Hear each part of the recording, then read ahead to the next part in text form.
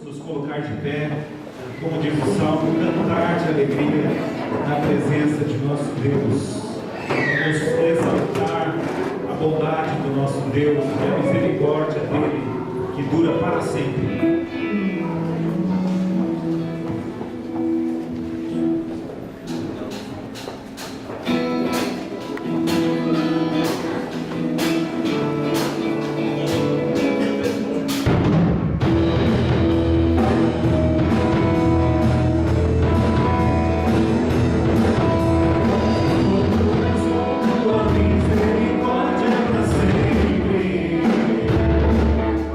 Senhor, tu és bom.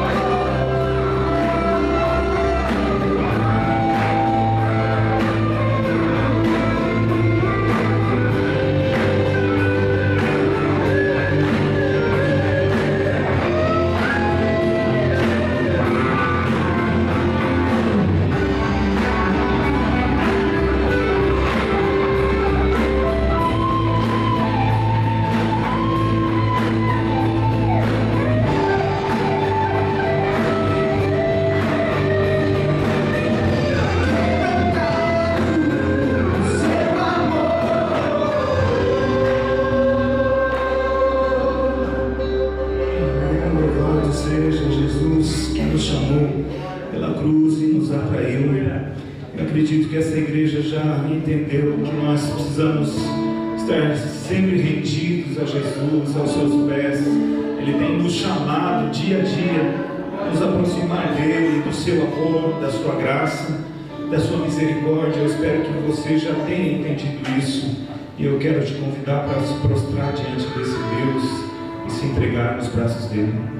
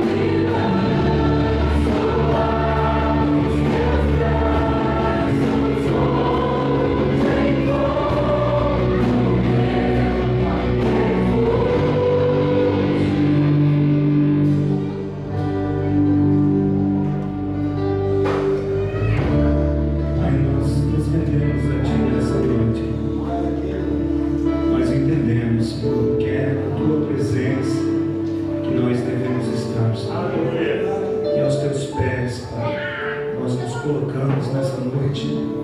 Queremos ouvir a Tua voz, Senhor. Queremos nos entregar em Teus braços, Senhor, nessa noite, Pai. Fala conosco, Espírito Santo de Deus. Sopra em nossos corações a Tua palavra, Senhor. Faz-nos submissos ao Senhor, rendidos a Ti, Pai. É o que desejamos e clamamos em nome de Jesus. Amém. Boa noite, gente querida. Tudo bem? Graça e paz na parte do Senhor Jesus. Amém. Eu estou muito feliz de estar aqui, de volta a essa comunidade. Vejo vários rostos aqui conhecidos, gente querida, gente amada. É uma oportunidade interessante também de encontrar o pessoal da Betel, né? Quando eu era seminarista ainda, eles já me aturavam. Como aturam o pastor Kleber até hoje, aturam a gente, né, pastor Kleber? Então é muito engraçado, muito legal reencontrar esse pessoal, rever esses rostos queridos. Dessa vez está comigo a minha digníssima esposa, né? Para você que achava que era virtual, que não existia e tal, ela é real, tá ali, né? Aquela moça bonita que tá ali no meio ali, aquela ali é minha esposa, Isabela Chaves. A gente está vindo de São Paulo, passou por um congresso lá, então a gente está uns dias de férias, né? E eu falei pro Kleber assim, que o Kleber é o único amigo do mundo para quem, no meio das férias, eu venho aqui compartilhar essa Sagrada Escritura, viu, Kleber? Então, só para você saber como que eu te amo, assim, lá do fundo do coração, você e a Priscila. Gente querida, hoje eu quero compartilhar com vocês em cima de uma passagem bíblica bastante conhecida, mas eu vou te convidar a abrir lá comigo no Evangelho de Mateus, no capítulo 18, versículo 21. Evangelho de Mateus, capítulo 18, versículo 21. Então Pedro aproximou-se de Jesus e perguntou: Senhor, quantas vezes deverei perdoar a meu irmão quando ele pecar contra mim? Até 7 vezes? Jesus respondeu: Eu lhe digo, não até 7, mas até 70 vezes 7. Por isso o reino dos céus é como um rei que desejava acertar conta com seus servos. Quando começou o acerto, foi trazido à sua presença um que lhe devia uma enorme quantidade de prata. Como não tinha condições de pagar, o Senhor ordenou que ele, sua mulher, seus filhos e tudo o que ele possuía fossem vendidos para pagar a dívida. O servo prostrou-se diante dele e lhe implorou: tem paciência comigo e eu te pagarei tudo. O senhor daquele servo teve compaixão dele, cancelou a dívida e o deixou ir. Mas quando aquele servo saiu, encontrou um de seus conservos que lhe devia 100 denários. Agarrou-o e começou a sufocá-lo, dizendo: pague-me o que me deve. Então o seu conservo caiu de joelhos e implorou-lhe: tenha paciência comigo e eu lhe pagarei. Mas ele não quis. Antes saiu e mandou lançá-lo na prisão até que pagasse a dívida. Quando os outros servos, companheiros dele, viram o que havia acontecido, ficaram muito tristes e foram contar ao seu senhor tudo o que havia acontecido. Então o senhor chamou o servo e disse: servo mau, cancelei toda a sua dívida porque você me implorou. Você não devia ter tido misericórdia de seu conservo como eu tive de você? Irado, seu senhor entregou-o aos torturadores até que pagasse tudo o que devia. Como está escrito aí no versículo 35, vamos ler todos juntos?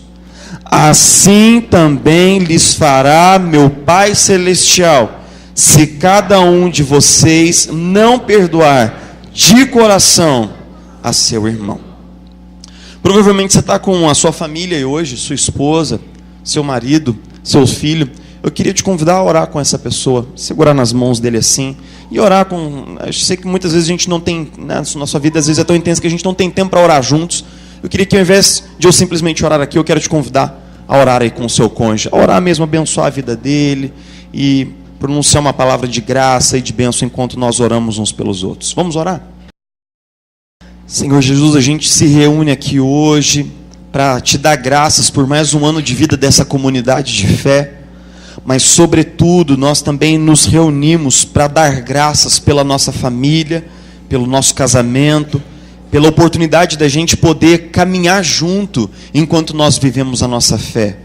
Como é importante a gente ter esse espaço aqui, Jesus, o espaço da comunidade, no qual as nossas lutas não são nossas, na qual nós nos descobrimos tão parecidos com o nosso irmão, na qual nós apoiamos e somos apoiados, aonde nós pastoreamos e somos pastoreados. Nos ajuda, Senhor, a experimentar com toda a profundidade a vida de comunidade, a vida de comunhão que o Senhor previu para nós, sonhou para nós ao nos criar como seres comunitários. Nos ajuda. Nós pedimos que mais uma vez, mesmo apesar de mim, Senhor, a Tua palavra possa ser soberana, possa alcançar os corações e que cada um de nós possa sair aqui hoje discernindo no Espírito Santo o que essa palavra de Jesus quer dizer para cada um de nós, no nosso casamento, na nossa família, com relação à nossa convivência aqui, na nossa comunidade de fé, no nosso trabalho, que a gente possa de fato ouvir o Teu Espírito e sermos compelidos a obedecer os Teus comandos. Nosso Senhor e Redentor Jesus, em Seu nome nós oramos. Amém e amém. Eu não sei se você já teve a experiência de você dever para alguém, ou de alguém dever para você. É ruim, né? Eu lembro que tinha um amigo no 2º grau, né, no ensino médio, que a gente foi uma vez para uma viagem, eu estava com uma grana curta para aquela viagem, e aí ele me emprestou um dinheiro. E aí, toda vez que a gente se encontrava, né, depois de formados e tal, eu achava que ele olhava para mim e falava: rapaz, você me deve.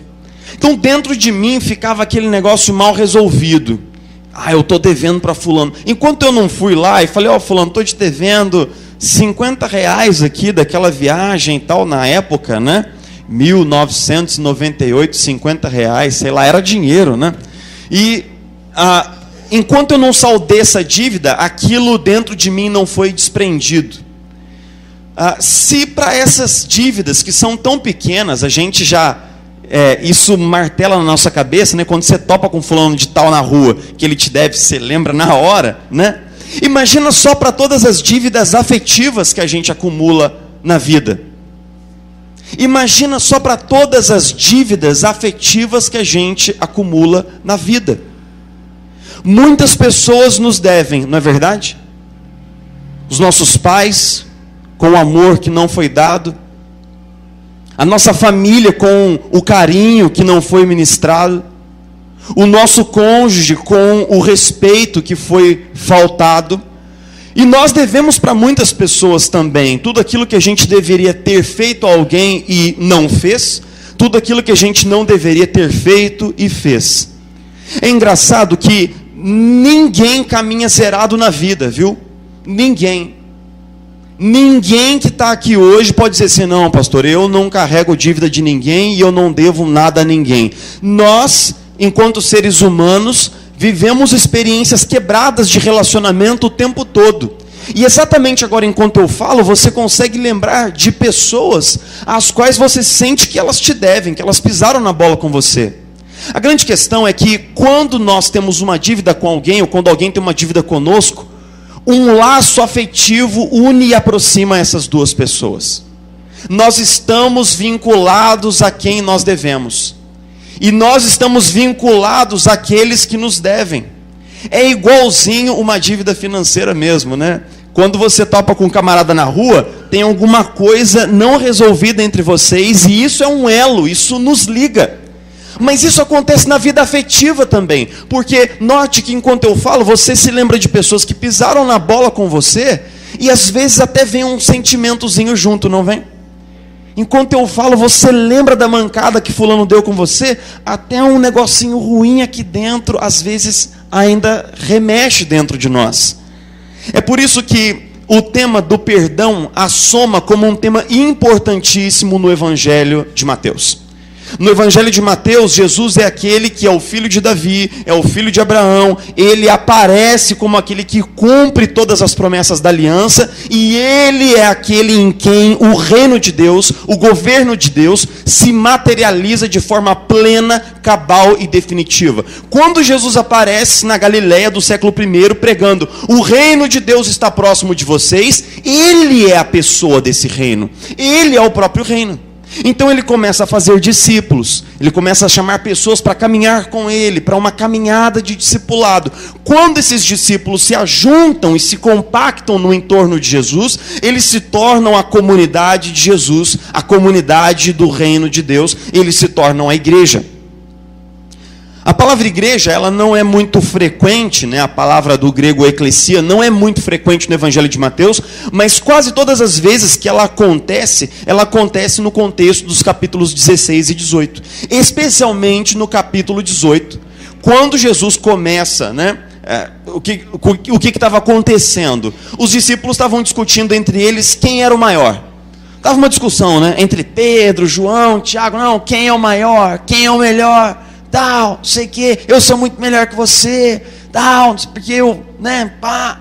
Naquela discussão, Jesus trouxe uma criança e falou assim: todo aquele que quiser entrar no reino de Deus será como esse pequenino. E então Jesus introduz essa fala, muito pequena, mas muito expressiva nesse contexto que a gente está lendo: os pequeninos no reino de Deus. E aí Jesus diz assim: ora, quando a gente caminha em comunidade, os escândalos certamente vêm. Mas ai por meio de quem vem, porque melhor seria para alguém amarrar uma pedra no pescoço e se lançar ao mar, do que ferir e machucar um desses pequeninos. E aí Jesus começa a jogar real com a gente, começa a dizer assim: olha, quando você pega um bando de pecador, coloca no mesmo espaço e faz uma comunidade com os pecadores vão começar a pecar uns contra os outros. Não é uma questão de se, é uma questão de quando.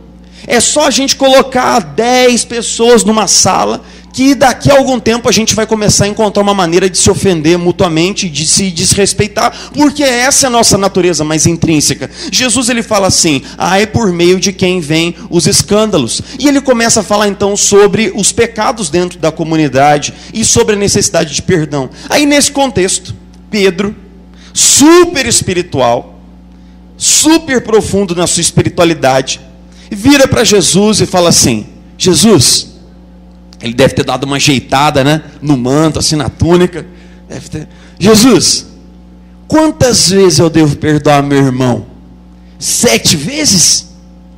Note que é difícil para a gente entender como que essa fala de Pedro caiu no ouvido das pessoas que estavam ali.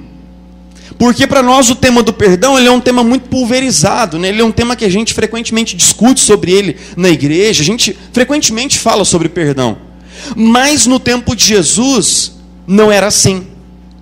No tempo de Jesus havia um duelo entre 2 escolas rabínicas. Uma que dizia o seguinte: quando uma pessoa pisa na bola com você, você perdoa ela uma vez. Na segunda vez, você simplesmente rompe o relacionamento e não perdoa mais. Era uma escola mais ortodoxa. Outra escola que era um pouco mais flexível dizia assim: você pode perdoar o seu próximo até 3 vezes. Então, você perdoa uma vez, você perdoa a segunda vez, perdoa a terceira vez, na quarta você está fora. Então note que quando Pedro traz a discussão se ele deveria perdoar até 7 vezes, isso já era mais do que o dobro do consenso do tempo de Jesus. Ele, entre aspas, ele achou que Jesus ia ficar até impressionado, né? Ele achou que Jesus falasse: nossa, Pedro, como você é crente, cara. Caramba, então você realmente está numa fase muito evoluída da sua espiritualidade. Mas não é isso que Jesus fala. Jesus vira e fala assim: Pedro, 7 vezes não será o bastante. Você vai ter que perdoar 70 vezes 7. É só a gente fazer uma continha rapidinha para descobrir que isso daí somam-se 490 vezes. E que é um eco de Gênesis 4:24, quando Lameque diz assim, que quem pisar no pé dele, ele se vingará 70 vezes 7. O que Jesus está dizendo mais ou menos assim: Pedro, a gente tem que perdoar na mesma proporção do nosso desejo pecaminoso de vingança. O perdão tem que ser desse jeito. Imagina só como é que Jesus, quando Jesus falou isso, não, você tem que perdoar 70 vezes 7, o que você acha que os discípulos pensaram? O que você acha que passou pelo rosto dos discípulos? Você consegue ver? Você consegue ver a expressão dos discípulos assim, um olhando para o outro e falando assim: é sério isso que ele está falando? um perguntando para o outro, assim, cochichando assim, mas é isso mesmo que ele falou? 70 vezes 7? É isso mesmo? Aí um deve ter falado para o outro assim, o mestre ficou maluco, o mestre surtou, ficou doido. Porque é impossível perdoar alguém tantas vezes. Isso não existe. A pergunta que Jesus coloca para os seus discípulos, meio que retoricamente, é o seguinte: como? Como perdoar com essa medida? Como perdoar 70 vezes 7? Como humanamente a gente pode liberar uma pessoa de tantas dívidas consecutivas conosco? Aí Jesus, no desejo de responder essa pergunta, que não é feita verbalizadamente, mas com certeza está no rosto e no coração dos discípulos, ele conta uma história. Uma história mais ou menos assim: era uma vez um grande empresário, um cara que montou uma cadeia enorme, uma franchise enorme, e essa empresa prosperou muito, ele se tornou um cara multibilionário. Ele tinha muito dinheiro. E aí, em cada empresa que ele montava, em cada filial, ele colocava um gestor, um CEO lá. E esse CEO, então, de tempos em tempos, tinha que apresentar um balancete dos negócios e tinha que responder civilmente por aquele negócio ali, como se fosse um tesoureiro. Só que passou um tempo, ele chamou um desses CEOs, um desses presidentes, para um balancete, e ele descobriu que ele estava devendo muito, muito, muito. Para você ter noção, no texto grego, diz que são 10.000 talentos. Um talento é o equivalente, no mundo antigo, ao salário de um trabalhador braçal diarista de um dia. Se a gente colocar aí hoje mais ou menos um valor de uma diária de um trabalhador, mais ou menos é na casa de 120 a 130 reais para um trabalhador sem CLT, né, diarista, a gente vai chegar aos seguintes valores. Esse cara estava devendo 8 bilhões de reais, mais ou menos nos termos de hoje. Foi encontrado um rombo de 8 bilhões de reais. Se você colocar um jurinho mínimo de 1% ao mês, a cada mês se somavam 80 milhões novos nessa dívida. 80 milhões novos de juros rolando todo mês. O equivalente a 35 toneladas de prata no mundo antigo. É lógico que essa dívida, como ela se apresenta, ela é impagável. Quem é que consegue pagar um juro de 80 milhões de reais por mês hoje em dia? Quem é que consegue saldar uma dívida de 8 bilhões de reais? Isso daí deve ser quase o valor do PIB que a gente produz num ano como país, nessa crise toda. O texto diz que aquele devedor se jogou aos pés do seu senhor e falou assim: não, olha, fica tranquilo que me dá um mês para eu poder pagar. Lógico que essa é uma promessa absurda, essa é uma promessa que não dá para cumprir. Só que o texto diz assim: aquele senhor, aquele presidente da empresa, ele sentiu uma grande compaixão desse homem. O termo compaixão aqui, ele é um termo muito importante no tecido da narrativa de Mateus. Por quê? Porque em Mateus 9, ele diz assim, que quando Jesus olhou as multidões exaustas, aflitas como ovelhas sem pastor, Jesus teve o que daquelas ovelhas? Compaixão. O termo compaixão vem de uma raiz antiga grega que é traduzida como entranhas. Então é como se as entranhas de Jesus tivessem sido agitadas por misericórdia daquelas pessoas, e o mesmo termo ligado às entranhas acontece aqui. Quando ele viu a situação catastrófica daquele cara que estava devendo para ele, ele teve compaixão. Como é que se saldavam dívidas tão grandes no mundo antigo? Você perdia sua casa, você perdia sua propriedade, você perdia seu gado, e se isso não fosse o suficiente para pagar a sua dívida, a sua esposa era vendida como escrava, seus filhos eram vendidos como escravos, e no final você seria vendido como escravo. No mundo antigo, a escravidão, em geral, acontecia a partir de dívidas que não podiam ser pagas com dinheiro. Então, por isso que ele está tão desesperado, e ele pede que ele ganhe tempo. O versículo 27 diz então que aquele homem teve compaixão e perdoou a dívida. Do que Jesus está falando aqui, gente? quem é o senhor do negócio nesse texto? Quem é o primeiro devedor? A gente sabe que pelo final da parábola, a imagem que Jesus usa ali é uma representação do próprio Pai Celestial. E que esse devedor que deve 8 bilhões, somos eu e você, cada um de nós que está aqui essa noite, ouvindo essa exposição da Sagrada Escritura. Jesus estava contando a sua própria história como o rei perdoador da nossa dívida. Jesus estava contando a sua própria saga como aquele que perdoa aqueles que lhe devem por causa da sua generosa compaixão. Eu sei que muitas vezes a gente pensa assim, que o perdão de Deus é uma coisa conceitual para a gente. Porque a gente fala, quem precisa do perdão de Deus é o Marcola.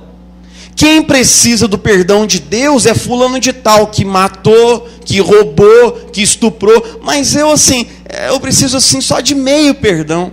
Porque afinal de contas eu sou uma pessoa boa, eu vou à igreja, eu ouço os sermões do pastor, sou um bom marido, boa esposa, eu cresci na igreja, fui criado. Mas meus irmãos, não é bem assim. Quando a Bíblia nos diz que nós fomos perdoados por Deus, ela não está brincando. Ela está falando sério. E nós fomos perdoados pelo quê? Nós fomos perdoados, por exemplo, por todas as vezes que nós simplesmente excluímos Deus da nossa vida prática e diária. Você já reparou como é que nós frequentemente excluímos Deus das nossas escolhas? Das nossas escolhas profissionais, das nossas escolhas de trabalho. Muitos jovens cristãos escolhem faculdade e carreira e vocação sem fazer nenhuma oração, sem consultar a Deus. Nós excluímos Deus da criação dos filhos. Nós buscamos a Deus quando temos problemas, mas quando os problemas vão embora, nós também vamos embora da presença de Deus. Nós pedimos incessantemente na presença de Deus. Frequentemente nos esquecemos de agradecer quando as bênçãos vêm. Nós somos um tipo de crente na aflição, outro tipo de crente na bonança. Muitos de nós temos uma relação utilitária com Deus. Deus é mais uma pessoa que está ali para fazer o que nós queremos, quando nós queremos. Muitos de nós temos uma vida cristã aparente na comunidade muito bonita. Mas em casa, nós nos revelamos como pessoas que somos péssimos maridos, péssimas esposas, pais omissos, mães devoradoras, filhos insubmissos aos seus pais. Nós ocultamos pecados dos nossos cônjuges, dos nossos filhos, dos nossos pastores e dizemos no final, está tudo bem porque ninguém sabe. Nós sabemos que Deus sabe, mas isso não nos incomoda. E não nos impede de continuar repetindo o pecado de novo, e de novo, e de novo, e de novo, e de novo. No final das contas, nós somos ingratos por tantas bênçãos. Nós não priorizamos o relacionamento com Deus. Qualquer desculpa pequena nos impede de vir ao culto. Nós temos tempo para tudo. Para o Facebook, então, nós temos horas e bateladas de horas. Mas nós frequentemente dizemos que não lemos a Bíblia porque nós não temos tempo. Nós frequentemente justificamos a nossa falta de vida de oração com a desculpa da falta de tempo. Mas para todas as coisas que nós queremos, nós temos tempo. Você já reparou? Não nos falta tempo para o futebol com os amigos. Não nos falta tempo para alimentar nossas redes sociais. Não nos falta tempo. Só para o Senhor falta tempo. Nós traímos ao Senhor quando estamos sob pressão. Nós negociamos valores. Nós trocamos a Deus por uma nuvem de ídolos.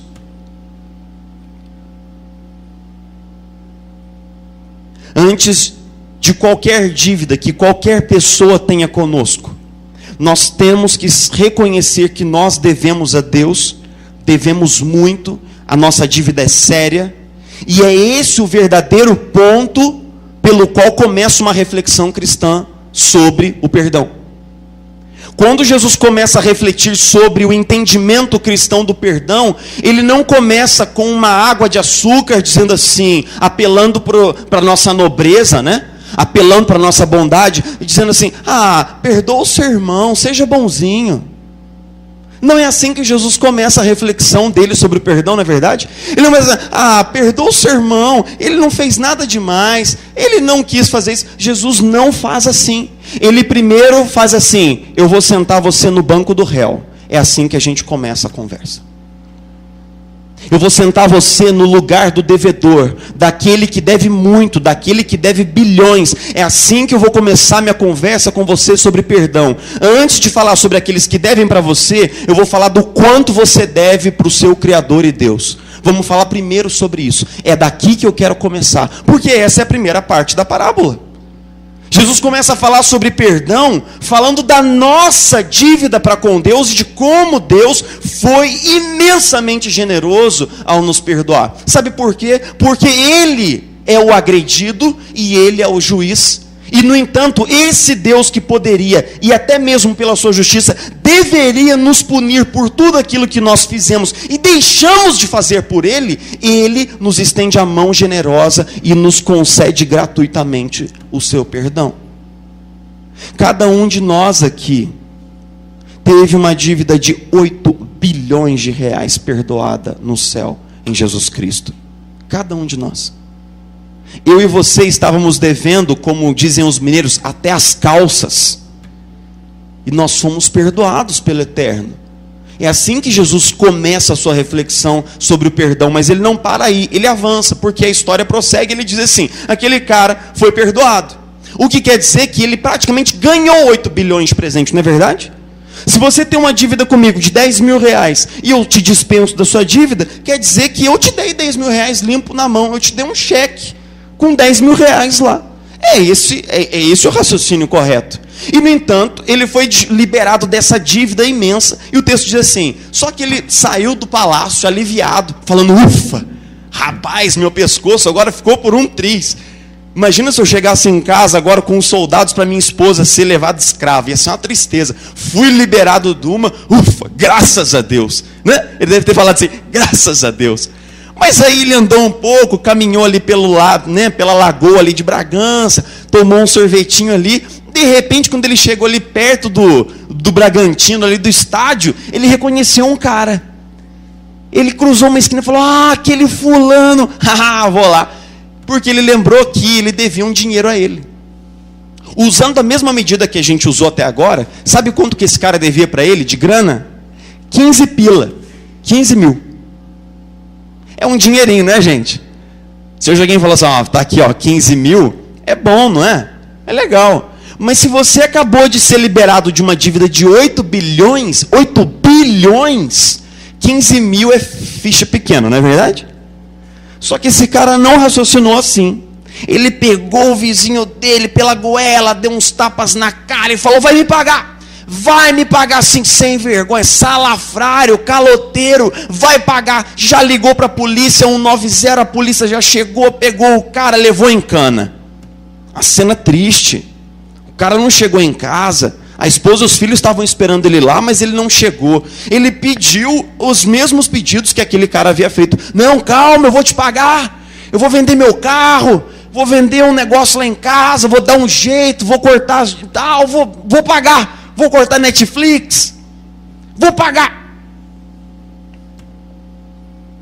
Mas ele não quis ouvir. E aí então o senhor daquele servo fica sabendo dessa história. E as palavras são duríssimas. Ele diz assim, servo mau. Essa expressão mau no grego, ela é um adjetivo muito forte.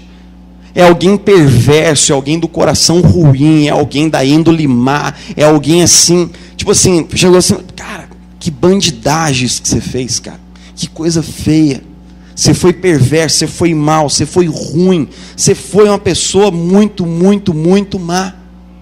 E agora, porque você não estendeu ao outro o perdão que você já havia recebido, eu vou retirar o meu perdão também, e eu estou recobrando a dívida antiga. E agora lancem na prisão e que comece a tortura.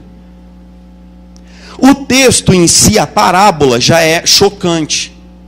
A parábola, a história que Jesus conta, ela já é uma parábola que deixa a gente com o estômago meio embrulhado. Só que o final da parábola é pior. Porque quando Jesus encerra a parábola, ele diz o quê?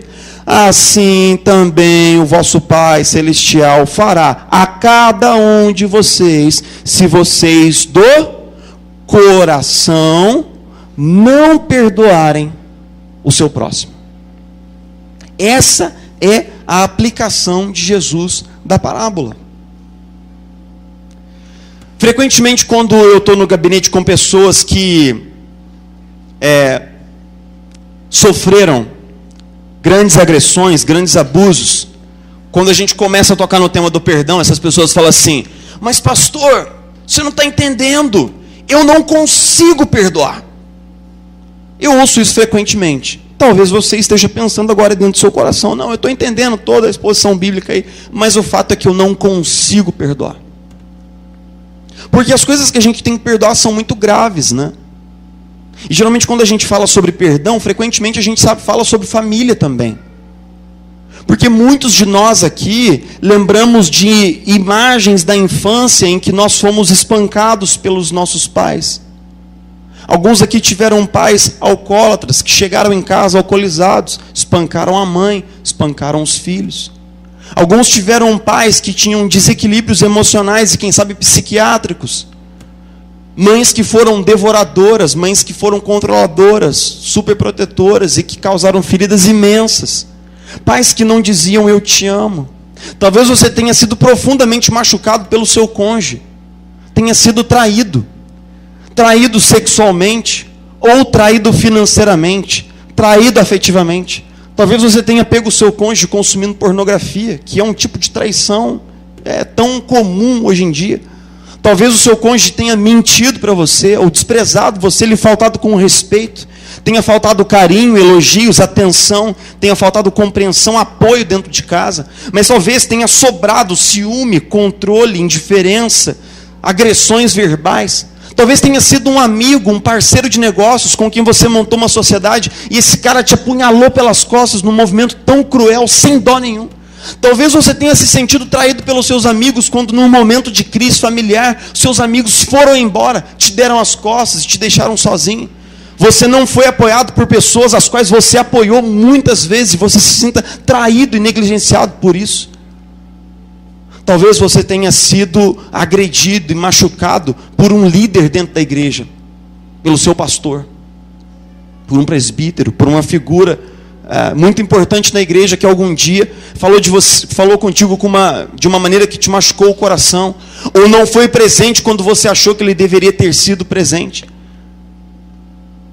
É muito comum que diante de tantas feridas e tantas coisas sérias, a gente sinta assim: eu não posso perdoar, eu não consigo perdoar.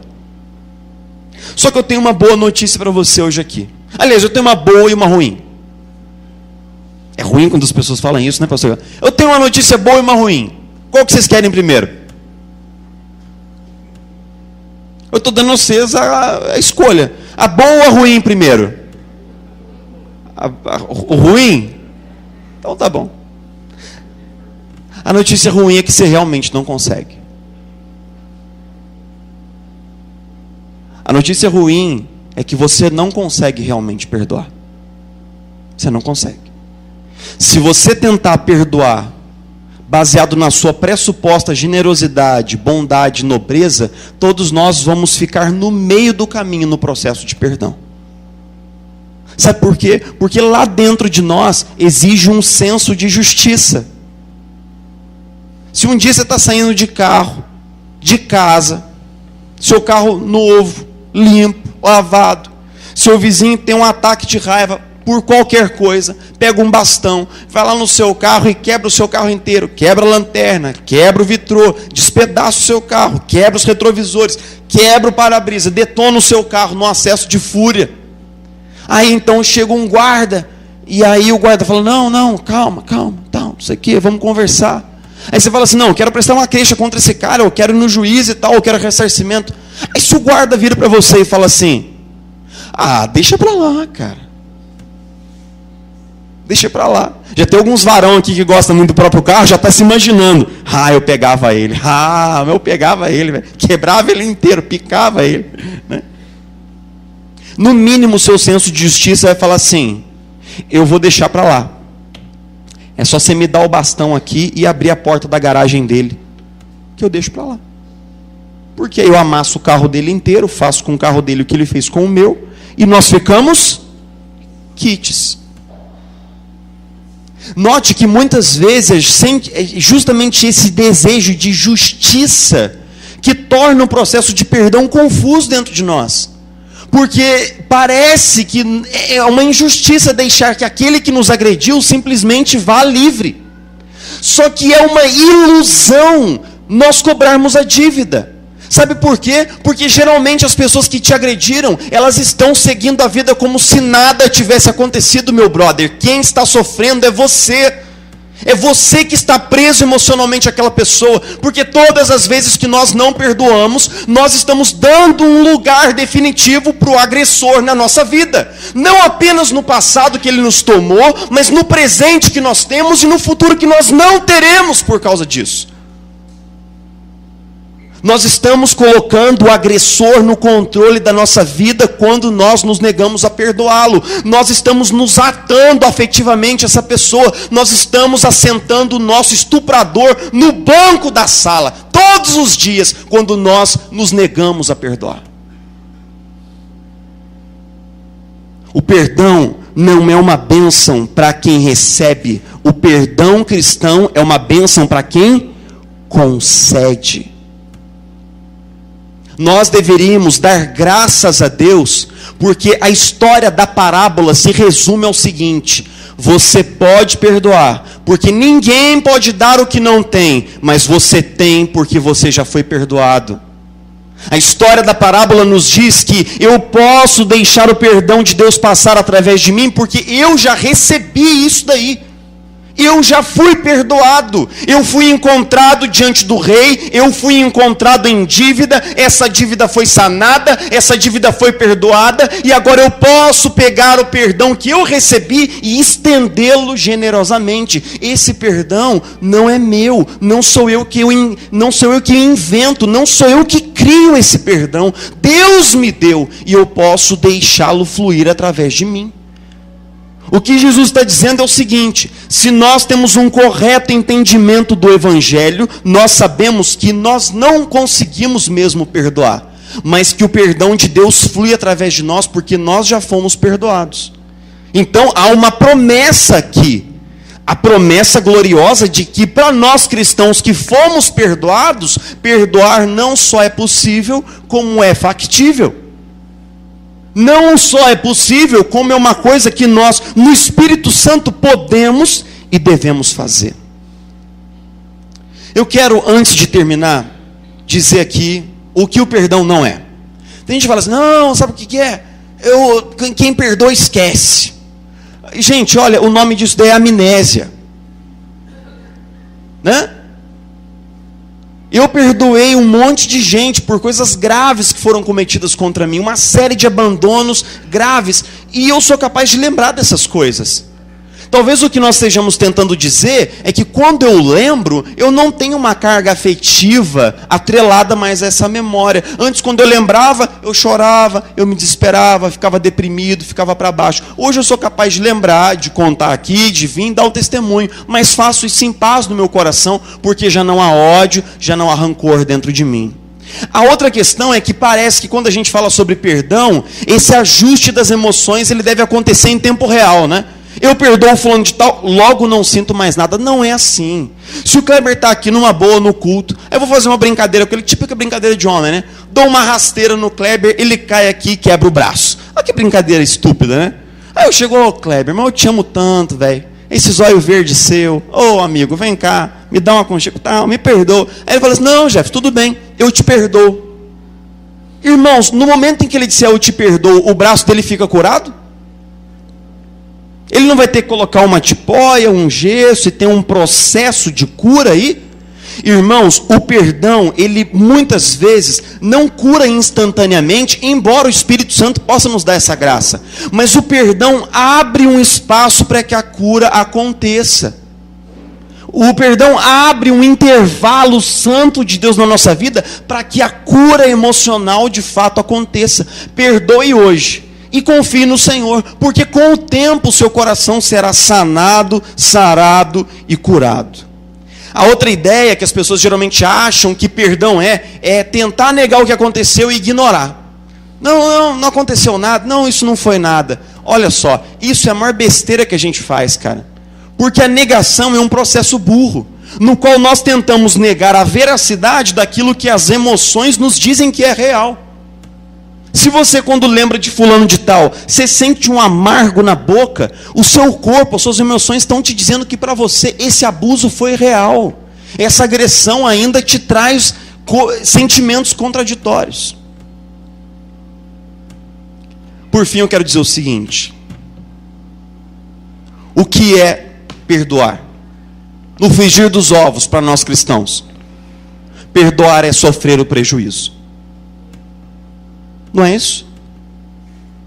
Quando aquele grande rei perdoou aquela grande dívida, o que isso quer dizer? Quer dizer que aquela dívida sumiu no ar, dissolveu. Não. Quer dizer que ele estava dizendo assim: eu vou pagar do meu bolso. É do meu bolso que vai sair esse dinheiro. E é isso que acontece quando nós decidimos perdoar alguém que nos magoou, que nos machucou, que nos feriu. Nós decidimos não vingar a dívida, não cobrar a dívida, não ficar falando da dívida e jogando na cara a dívida da pessoa. Eu decido simplesmente assumir o prejuízo para mim. Dizer assim: isso vai sair do meu bolso. Parece muito injusto, né? Parece muito errado. Ainda mais porque muitas vezes, na nossa cabeça, o que torna difícil o processo de perdão é quando nós pensamos assim: ah, eu nunca faria isso. Ah, meu cônjuge me traiu financeiramente, afetivamente, sei lá o que. Meus pais me abandonaram, não sei o que. Meus filhos são ingratos. Ah, eu nunca faria isso. Nós repetimos isso. Ah, eu nunca faria isso.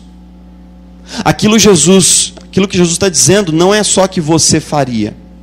Ele está dizendo que você já fez. Não é isso que a parábola está dizendo?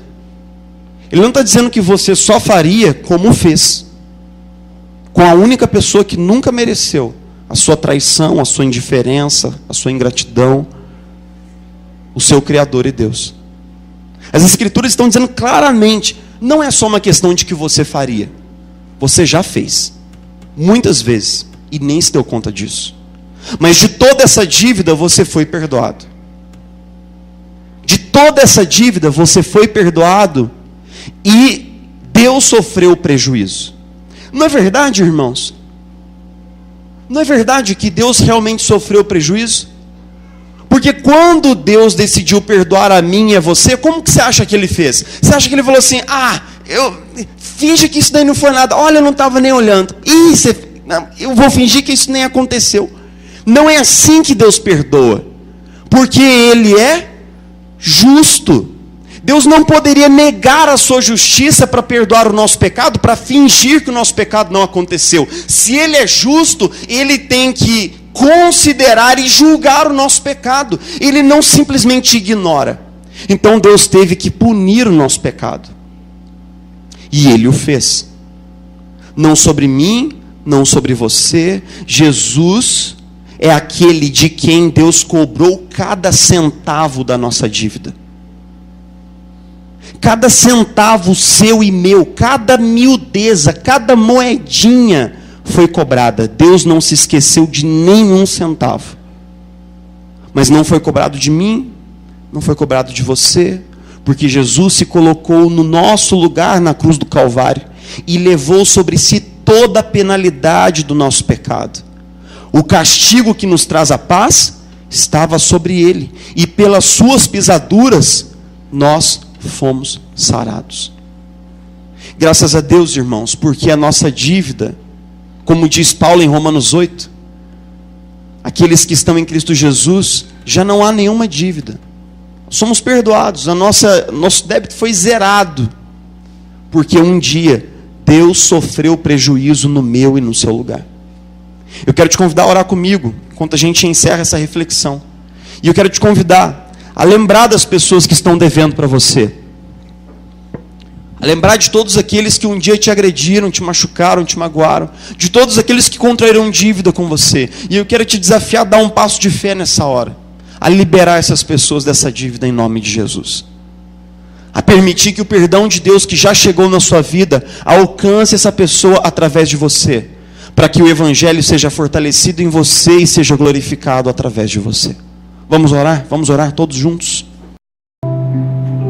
Senhor Jesus, a gente quer te apresentar nessa hora uma uma série de papéis de dívida, de notas precatórias, que foram guardadas no fundo do nosso coração. Dívidas dos nossos pais, dívidas da nossa família para conosco, coisas que não foram feitas, amor que não foi dado. Nós queremos te apresentar, Senhor Jesus, dívidas do nosso cônjuge conosco, dívidas dos nossos filhos, talvez. Mas, Jesus, nessa hora, nós queremos pegar esse bolo de dívidas com as tuas mãos, e rasgá-los, Senhor, rasgá-los com toda a fé, com toda a confiança, sabendo que um dia o Senhor tomou todo o nosso escrito de dívida, como disse o apóstolo, e rasgou cada um deles, apregoando-os na cruz do Calvário. Toda a nossa dívida, Senhor Jesus, foi rasgada. Todos os nossos débitos foram quitados pela graça maravilhosa de Jesus Cristo, aquele que sofreu prejuízo no nosso lugar. Então nós queremos, Jesus, conduzidos pela Tua Palavra, fortalecidos pelo Teu Espírito, nós queremos dar o perdão que nós já recebemos. Perdão que não é nosso propriamente, mas que é seu e que pode fluir através de nós. Nós queremos perdoar essa pessoa, Senhor, liberar de toda a dívida conosco e deixá-la ao cargo da Tua justiça, deixá-la ao cargo do Teu amor e da Tua previdência, Senhor Jesus. Nós oramos assim, agradecidos.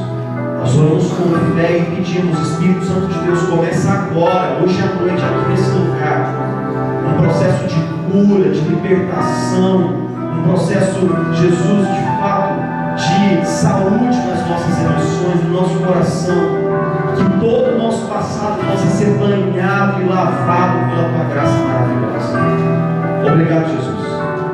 Obrigado, porque por causa do Evangelho, o maravilhoso Evangelho, nós podemos perdoar em nome de Jesus.